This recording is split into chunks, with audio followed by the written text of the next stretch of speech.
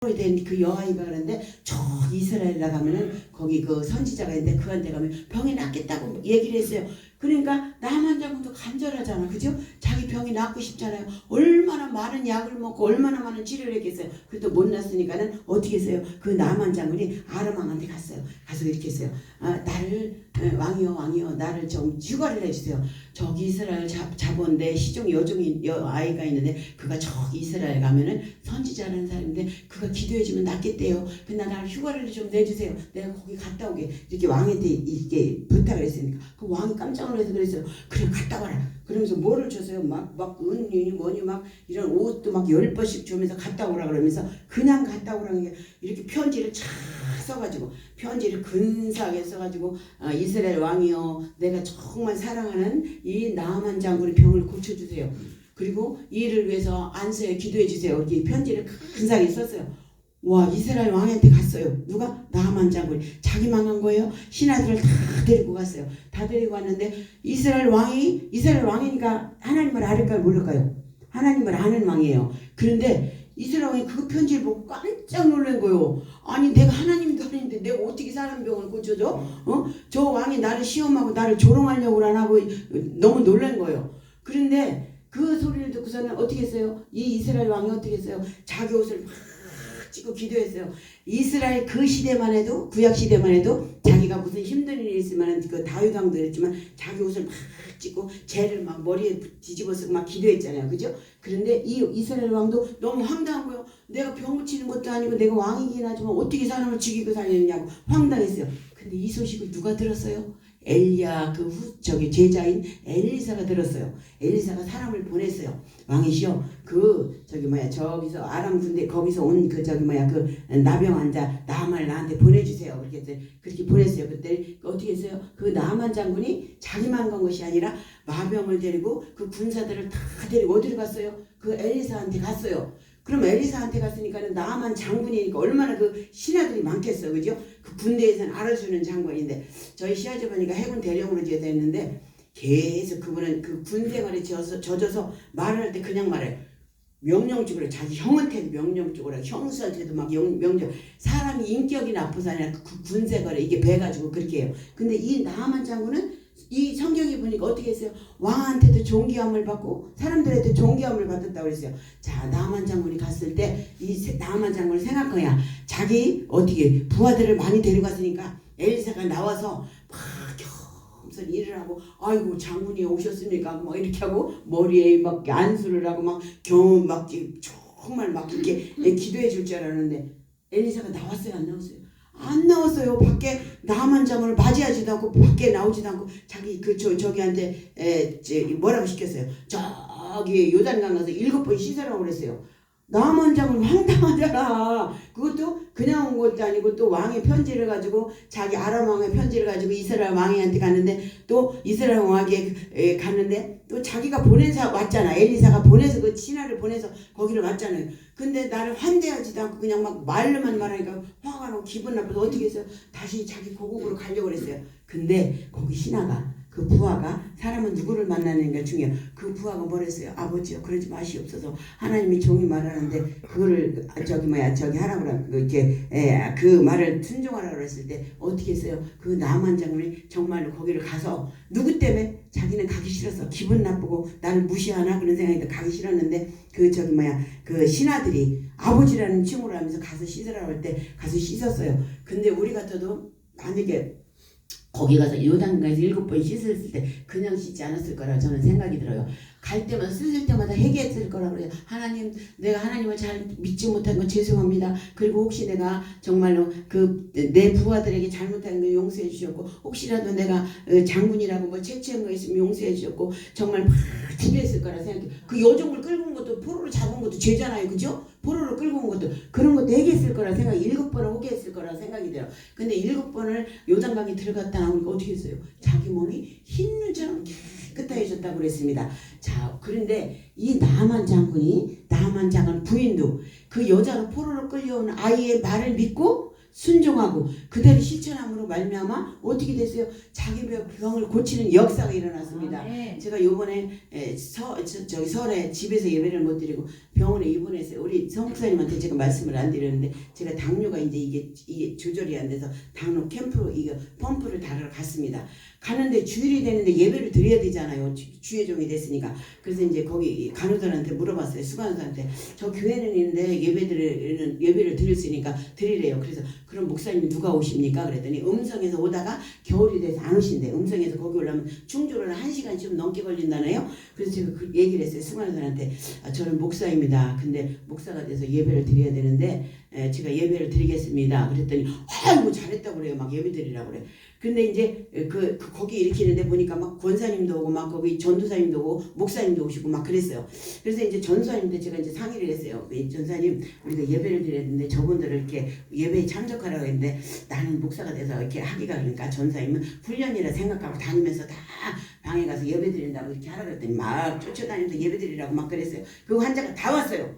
다 왔는데 제가 이제 설교를 뭐를 하냐. 그런데 이제 그렇게 하면서 저녁에 우리 저기 서목사님처럼 막 찬양 연습을 전도사하고 집사님하고 권사님들하고 피아노 치면서 찬양 연습을 1시간 하고 예배 드리기 전에 했어요. 왜냐하면 처음 오는 사람도 있을 거 아니에요. 그죠? 환자로서. 그래서 아무래도 이거 우리가 준비 없이 하면은 그분들에게 은혜가 안 끼린다고 막 이틀을 계속 찬양하고 기도하고 준비를 했어요. 그런데 그 전도사님 다니면서 예배 드리라 했자고 그러니까 아픈 사람 다 오더라. 3명 빼놓고 18명인가? 아니요, 8명, 19명이는 3명 빼놓고 다 왔어요. 예배 드리러.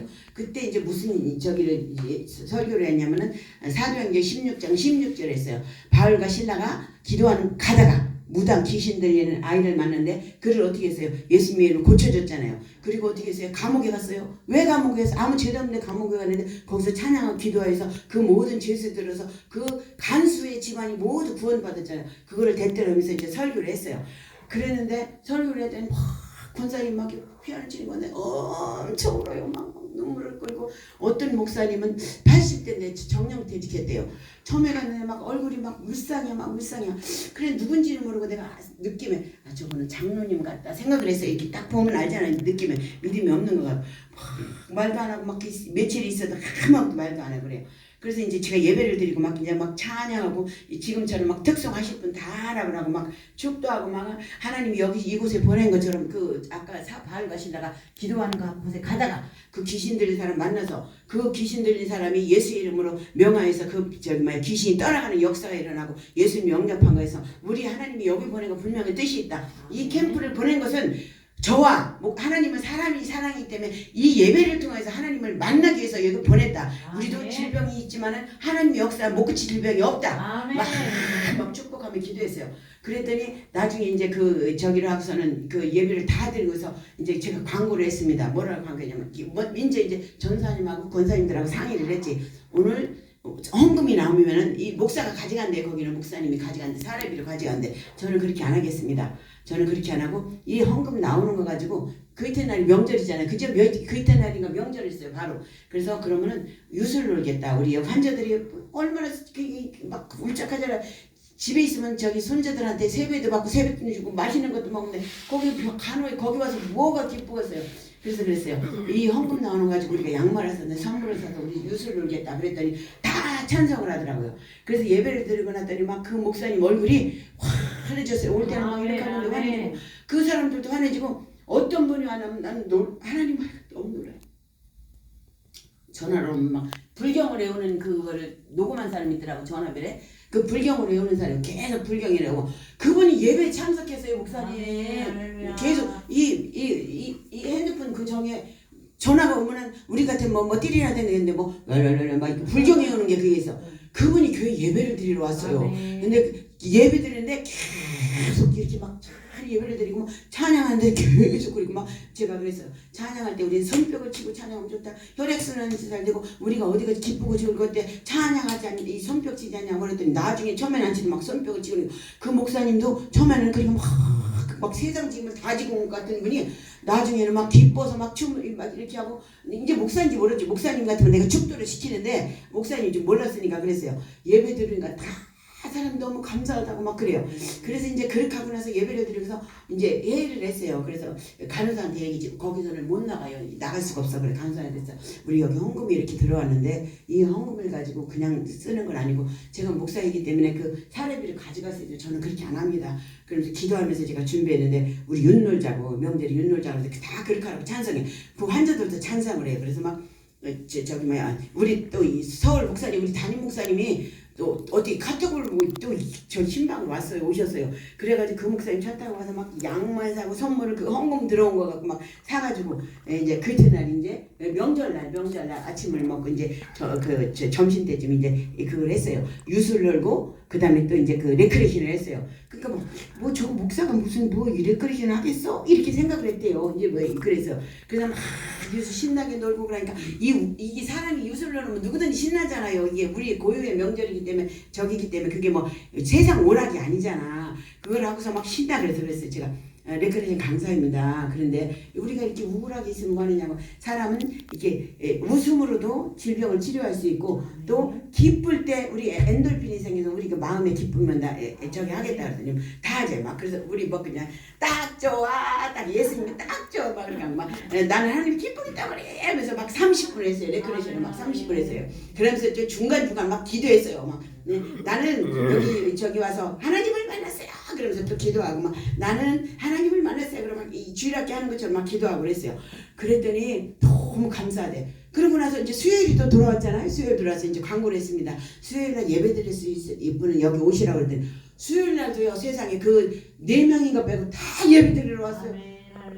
또 올라왔어요. 그 불경에 오는 분이 오시고 또 그 집사님 남편이 교회를 한 번도 안 갔대요. 특송한 집사님 남편이 한 번도 안 갔다는데 주일 예배 드리고서 그러더니 자기 부인한테 아니 저 목사님 이렇게 뭐 예배를 드리는데 그 설교가 뭐 이렇게 재미있는 동화처럼 하더라고. 이게 동화처럼 해서 하나 안 드리고 재미있었다. 왜냐면 지금처럼 예배 드리는 게 아니라 예수님이 이제 어떻게 해서 예수님 이제 저기 아담과 하와가 죄를 져서 거기 원죄가 있고 예수님이 이제 어떻게 해서 이 땅에 오시고 구약에는 예수님을 그 저기 뭐야 저기 오실 예수님에 대한 거고 또 신약은 예수님에 대고 요한계시로 다시 올 예수님에 대해서 이제 조금 이렇게 막 중간중간 그걸 했죠. 그러면서 세상에서 가장 큰 죄는 어떻게 무슨 죄예요? 살인죄도 아니야. 도둑질도 아니야. 뭐야? 예수님을 안 믿는 죄가 크다. 예수님 믿음으로 천국 갈 수 있다. 막 그러면서 믿는 것은 우리 마음으로 예수님을 시인하고 입으로 시인하고 고백해야 된다고 막 그랬더니 세상에 수요일날 또 왔어요. 그래서 수요일날 예배를 막 또 우리가 막 지금처럼 했어요. 막 완전 부흥일 했으면 손뼉 치고 막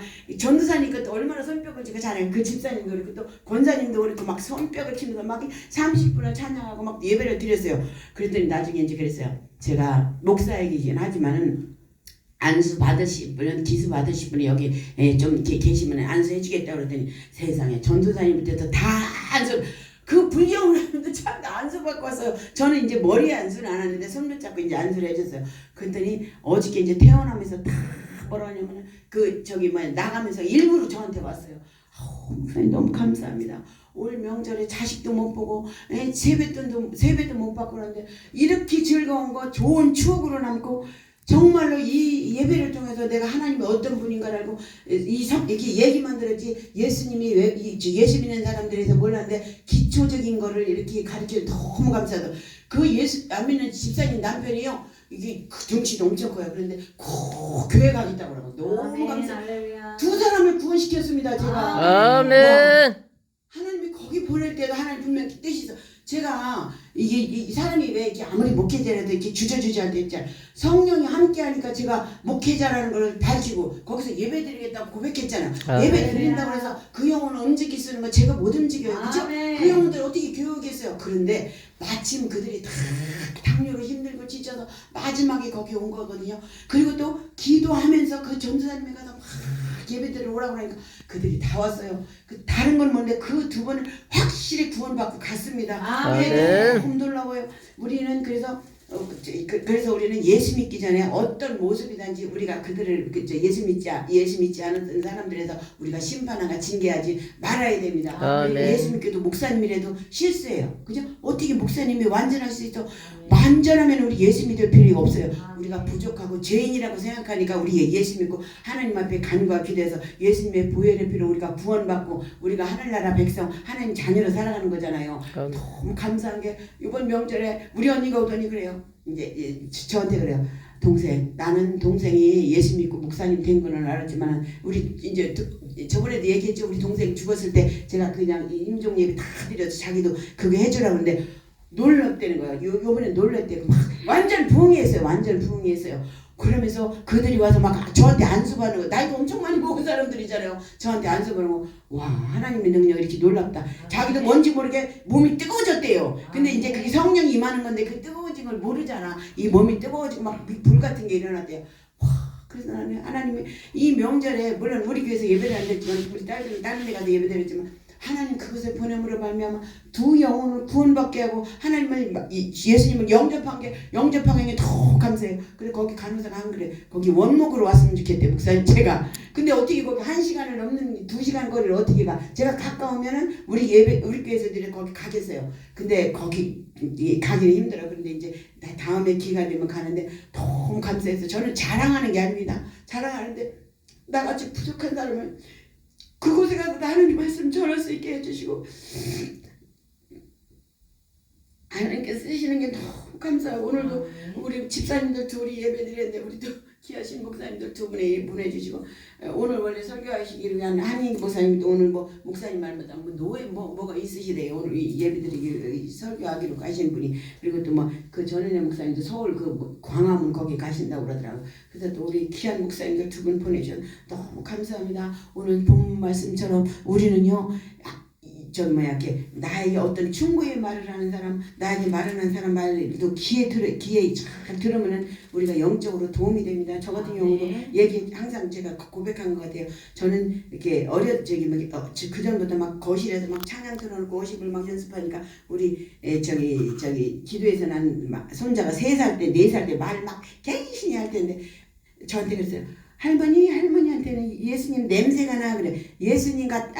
목사님 냄새가 나 그래. 목사님 같다 소리를 못하고 말을 이제 그때 배울 때니까 목사님 냄새가 나는데 그때 하나님께서 저가 아이를 통해서 제가 주의 종이 되는 걸 하나님께서 벌써 선포하시는 것 같아요. 그래서 우리는 이렇게 또 우리 예비교회에서 이렇게 또 기도하면서 만나는 게 너무 감사하잖아요. 두 분 집사님들도 또 항상 이렇게 예배 때마다 참석하는 게 너무 감사합니다. 하나님은요 다 기억하셔요. 물론 하나님 때때로 우리 기도를 들어 축복하지만 하나님은 예배를 통해서 축복을 주시기를 원하십니다. 예배를 통해서 은혜를 주시기 원하고 예배를 통해서 응답받기를 원하시고 예배를 통해서 치료받기를 하나님은 원하십니다. 그래서 성령적이거든요. 그래서 우리 항상 이렇게 또 예배교회에서 또 예배교회 아닌 또 우리 저 평화교회에서나 목사님네께서 예배를 드릴 때도 우리가 기도의 협력자로 또 말씀의 능력자로 같이 협력하여서 하나님 나라 가는 날까지 우리가 충성된 하나님의 종으로 귀하게 쓰임받는 저와 여러분이 되시길 축원합니다.